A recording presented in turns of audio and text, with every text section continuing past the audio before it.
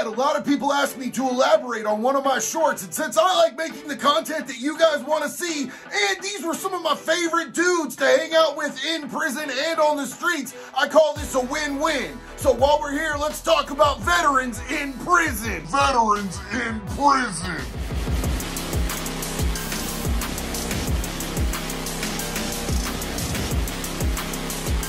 All the shirtless that I got for this one. It is actually cold in Daytona today, and I keep telling you guys I don't wear a shirt because I'm too warm. Well, it's not too warm today. Go ahead and rewind if you want to. My nipples are the same whether it's 100 degrees or whether it's 20 degrees. They always stand at full attention for absolutely no reason. Okay, I gotta do this one thing though. You see this? This is a keychain from my clothing company, Convict Clothing. What are we doing? Oh no, oh no.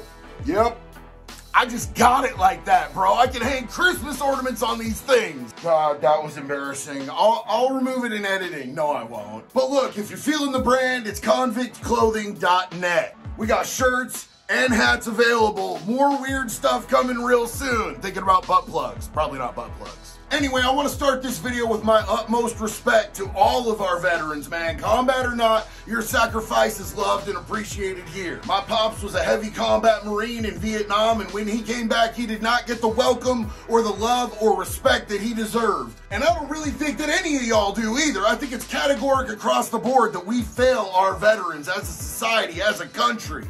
Definitely as a government. And yeah, we all know that I have issues with our government. I do not trust our government at all whatsoever. But anybody who went and fought for this country, for the people of this country, for what this country stands for, I absolutely salute you. So let's get into what we're talking about today. Veterans in prison. First and foremost, I want to say, why are veterans going to prison, man? Why are we not offering our veterans treatment? I mean, I think everybody who has mental health issues, who has substance use issues, should be getting offered the treatment that they need, but especially our veterans. I will be the absolute first person to admit that I deserved prison. I needed prison. I didn't earn nothing but my time in prison.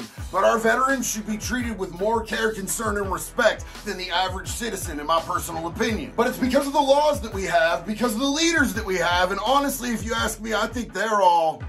That's just what I think. Suspect old kitty sniffing flush bags, man. That's the reality. The reality is that a lot of veterans end up in prison. Why is that? One really simple explanation that makes perfect sense to me is look at the rate of people who go to serve this country and how many of them are coming back with PTSD. There was a study that was recently released where they found that people with PTSD are 60 times more likely to be incarcerated than people without it. And also, we train in killers, bro. We train in people that are both confident and competent with their hands. Then they get back here and there's nothing on the streets but a bunch of dudes that want to run their neck and don't know how to conduct themselves. It's a miracle that more vets aren't locked up with the laws that we have and the way that we treat them. Y'all got a lot of restraint, and I give that to you, because a lot of the dudes who get PTSD in prison and then they get out, they come right back for more violent crimes. Also, I think it's really important to look at the way that a lot of people in our society today view our veterans and how they're not afforded the opportunities for employment, for housing, for the things that they should be granted. Like, yo, where is the respect? We live in a country where we treat our heroes like they're liabilities, and it's disgusting. This study also found that combat-related brain injuries is a big contributing factor to veterans going to prison. Substance use disorder is a big contributing factor to veterans going to prison. There's like a list. It all just goes on and on. And the thing that stuck out the most to me is that all of these are things that are treatable conditions. Why are we not getting these people the treatment that they need and deserve? I mean, more than that they earned. But when I did my time, the dudes that were veterans were my favorite people to hang out with, man, because they knew how to conduct themselves. They had respect. They had dark humor. Yo, some veterans are some sick and twisted, hilarious motherfuckers, bro. And they integrated themselves seamlessly into the lifestyle that you have to live to be able to conduct yourself properly in prison. They got the structure and routine part down. They got the respect part down. They have the confidence part down. Like, they just go with the flow, and it's perfect. We've talked a lot about the difference between inmates and convicts. I've never met a veteran that was an inmate. They are always convict material right out the gate. And a lot of them end up joining and even running prison gangs. But that's another video that we could do. If you guys are interested, let me know in the comments. This video is just going to be talking about my personal life experience from kicking it with veterans that I knew when I was in prison. These were dudes that I loved. These were dudes that I kicked it with. So this is what we're doing today. I hope everybody's already subscribed. If you haven't subscribed yet, why? Why are you doing this to me? Why do you? I'm gonna get you to the count of 3 to hit that button before we get into this. Let's go! So let's start with the glaringly obvious. Do people mess with veterans? Would you want to? Probably not, man. These dudes are trained. These dudes are confident. These dudes are competent with their hands. The vast majority of people in prison might have a little bit of street fighting background or whatever, but most of them are not trained. They're not disciplined. They're not taught how to be killing machines. Vets are. Why would you want to mess with that? Now, do they get messed with if they're sex offenders? Yo, the rules apply to everybody when it comes to that. Sorry, can't help you, but are you going to want to mess with them one-on-one? Probably not. That's why it's gangs and organizations that go after these guys, and they're not coming one-on-one if they know that you're a vet, bro. It's just not going to happen. And just to clarify, there's no such thing as a fair fight unless you're in the ring or it's one of your homies, man. If you're fighting someone in prison, you're actually getting down. You're getting down to win, not lose, not get beat up, not get stuck. You're fighting to win. If that takes fighting dirty, then that's exactly what you gonna get. But yet again, veterans already know what time it is with that too, man. They already have an idea of exactly what they should be expecting before they even land on a prison yard. Veterans know the get down. We've talked before about prison nicknames and how somebody's probably gonna give you a nickname in prison and you probably ain't gonna like it. Well, veterans are one of the only groups of people that already come with a nickname. There's veterans and gang members that already have names from the street, and pretty much everyone else gets assigned whatever whack nickname people want to give them, and it's best to just ride it out. So if you meet someone in prison and you know they're a vet and they tell you their name is Bunker or Grunt or Tank, just roll with it. If they tell you their name is Doc, that is not who you want to mess with. Now on the West Coast, we have a term, we have a saying. It's for the guy who's sliding your old lady while you're locked up. We call that Sancho. Out here on the East Coast in prison, they call him Jody. You know what they call him in the Army? They call that dude Jody, man. So there's another similarity. It's a commonality that happens to people that are locked up and people that are serving. Your old lady knows that you're gone away and that you can't come back, so she's just out there.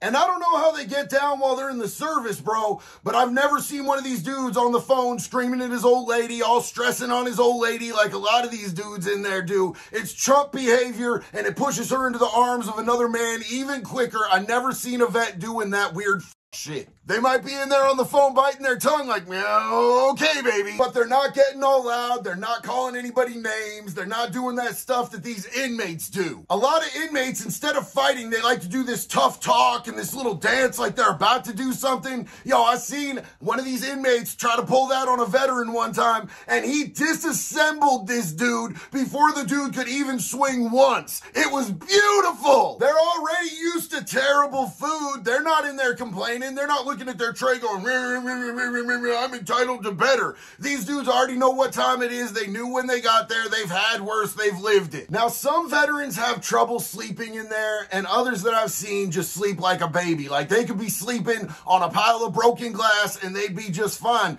But I think the defining factor was the veterans that were having trouble sleeping, it was because of their post-traumatic stress disorder. And I 100% get that because that messes me up on a regular basis too. But you'll hear a lot of these inmates crying about their bunk, crying about, I only got one pillow and a wool blanket and I'm not happy. You ain't gonna get none of that from a veteran. In fact, I've never heard a veteran in there complaining about nothing. They just don't do it. It's beautiful. They don't talk about it. They are it. Now, one advantage that these dudes seem to have over everybody else in there is that a lot of the COs and the higher ups, the captains, the sergeants, the lieutenants, the whatevers, dude, they used used to be military too. So these dudes get a little bit of extra slide, a little bit of extra G card with them dudes, man. Like, they might not write you up for stuff they would write everybody else up for because they get more respect from these dudes. I have seen the cops literally toss every single cell in the unit except the one that belonged to the two veterans. Had a bunch of inmates walking around the day room talking about, shut up! Collectively, no one that matters cares about your life. I will say this though, even with the little bit of extra juice that I see these veterans get, the extra respect from the staff, I did see a lot of them go to the hole, and often, because they will not hesitate to slide you if you come sideways. One of my homeboys referred to it as his masturbating time. I'm gonna go masturbate for 6 months. Watch me beat up this dude real quick.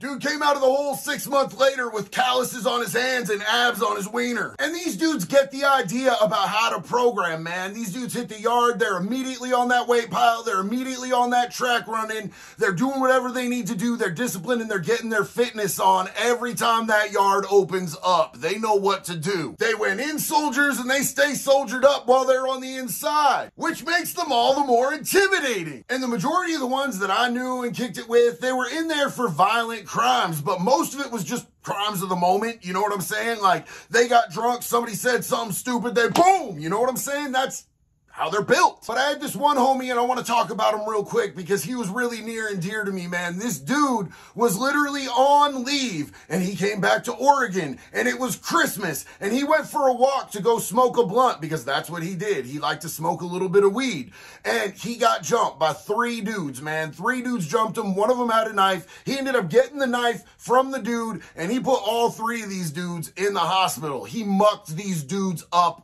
bad. And for some reason, yo, the Army did not help this kid at all whatsoever. I thought he would like go into like a military prison, something like that. I'm not sure exactly what the deal was, but they just let the state take him away. He ended up at Snake River, and he was like maybe $120, something like that. He was a small dude. He handled 3 dudes. And yeah, his pictures that he showed me from his paperwork, he got mucked pretty good too. But yo, it was 3-on-1 with a knife, and he still ended up with the upper hand with the knife in it and stabbing at these cats. They gave him 90 months for defending himself. Don't get in a fight in Oregon, kids. It's not worth it. There's this good old boy named Boots in there that was a veteran, and we called him Boots. He came in being called Boots, but this dude literally wore his boots 24/7. He wore his boots when he slept. The only time this dude wasn't wearing boots was when he was literally in the shower, and he wore them to the shower, then slipped on his shower sandals right before he got in. Went right back into them boots before he even walked back to his cell.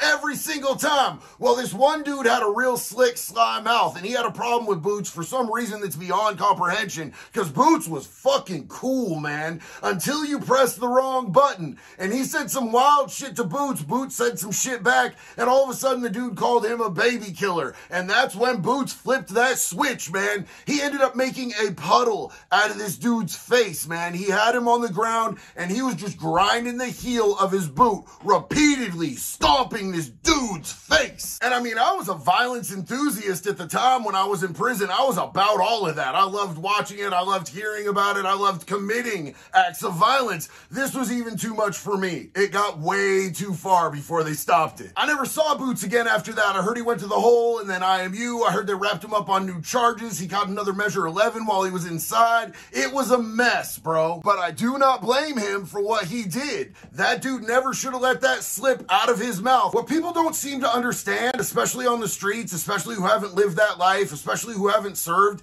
is that some words are like a trigger. Once you pull it, you can't take it back, bro. It's too late. It's out the chamber. It's gone. And whatever the consequences of that are is just what they are. You bought that ticket, you gonna ride that ride. Anyway, y'all, I'm about to wrap this one up, but I want to do another video about vets, and I want to know what you guys want to see. So I'm going to present you with 2 options. We could do a video about veterans that join prison gangs, Or we could do a video about the difference between veterans that end up as convicts and veterans that end up as COs. I'll probably end up doing both videos at some point, but what do you want first? In the meantime, like, comment, subscribe, whatever you want to say to me in them comments. I'm going to read as many of them as I possibly can. We've been blowing up on this channel a little bit. I don't know if you guys have noticed, but we got 2 or 3, 4 new subs. And I don't want any of you guys to think that I don't appreciate your comments. I try to read every single one. I try to answer as many as I humanly possibly can. Because the truth of the matter is that I genuinely appreciate you guys. I'm not just trying to build a channel. I'm trying to build a community. It's not a one-way street here. I love and respect you guys, man. So I appreciate every time that you ride out with me. That's going to be all for tonight. So until we see each other again, be good or be good at it, baby.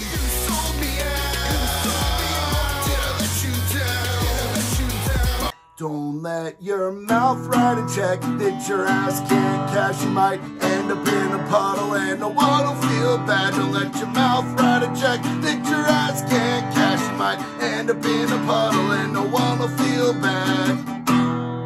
The puddle is blood. It's your blood. There's a lot.